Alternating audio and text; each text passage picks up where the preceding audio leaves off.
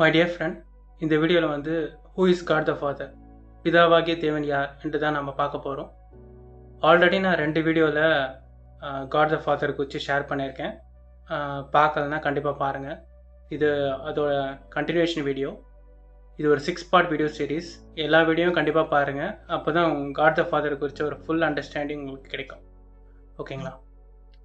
So first பார்த்தீங்கன்னா Psalms 103:13 இதில் பார்த்தீங்கன்னா, as the father has compassion on his children, so the Lord has compassion on those who fear him. தகப்பன் தன் பிள்ளைக்கு இறங்குகிறது போல கர்த்தர் தமக்கு பயந்தவர்களுக்கு இறங்குகிறார் அப்படின்னு நம்ம பார்க்கணும்.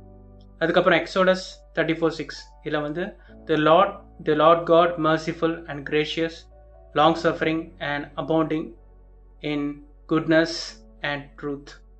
கர்த்தர் இரக்கமும் கிருபையும் நீடிய சாந்தமும் மகாதயும் சத்தியமுள்ள தேவன் அப்படின்னு சொல்லிட்டு நம்ம வாசிக்கிறோம்.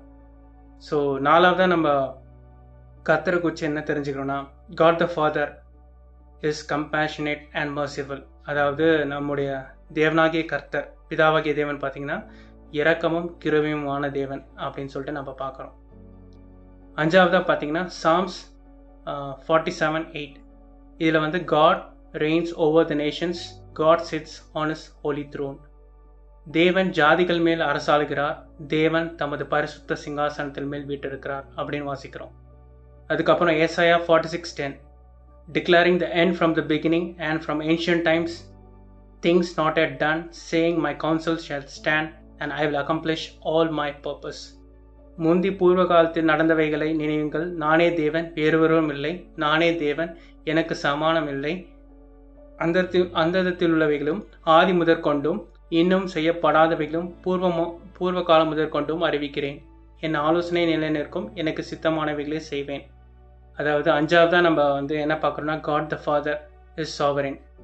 அதாவது everything is in is control. அதாவது எல்லாமே அவர் கண்ட்ரோலில் தான் இருக்குது.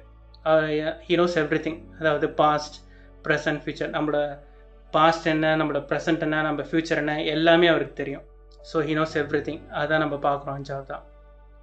6ஆவதாக நம்ம என்ன பார்க்குறோம் அப்படி பார்த்தீங்கன்னா, Hebrews 12:6 இதில் வந்து என்ன பார்க்குறோம் அப்படின்னா, கர்த்தர் எவனிடத்தில் அன்பு கூறாரோ அவனை அவர் சிக்ஷித்து தாம் சேர்த்து கொள்கிற எந்த மகனையும் தண்டிக்கிறான்னு பார்க்குறோம். அதாவது அதுக்கு அடுத்த வசனம் Proverbs 3:12 for the Lord disciplines the one he loves, as the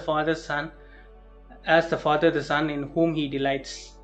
அதாவது தகப்பன் தன் நேசிக்கிற புத்திரனை சிட்சிக்கிறது போல கர்த்தரும் எவனத்தில் அன்பு கூறாரோ அவனை சிட்சிக்கிறார்னு பார்க்குறோம்.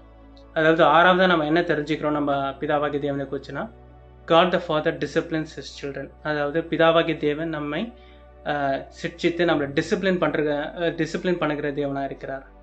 ஆமே. ஸோ மேலும் நீங்கள் இது போல் இன்னும் நம்ம கர்த்தரை குறித்து தெரிஞ்சுக்கொள்ள விரும்பிங்கன்னா என்னை ஃபாலோ பண்ணுங்கள். கண்டிப்பாக இந்த வீடியோ உங்களுக்கு பிரயோஜனமாக இருந்திருக்கும் நம்புகிறேன். தேங்க்ஸ் ஃபார் வாட்சிங் அண்ட் காட் பிளஸ் யூ.